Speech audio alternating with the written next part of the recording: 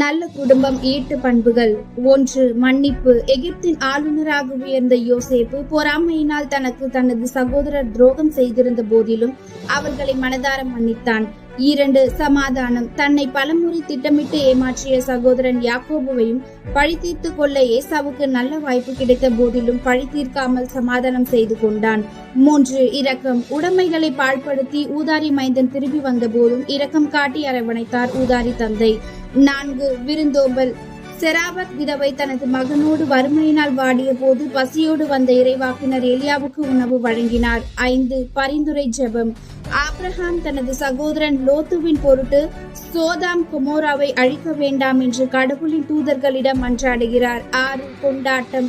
கானாவு திருமணத்தில் இயேசு தண்ணீர் திராட்சரசமாக்கி திருமண வீட்டின் கொண்டாட்டம் குறைந்து போகாமல் செய்தார். 7. துயரம். மார்த்தா மரியா தனது சகோதரன் லாசரை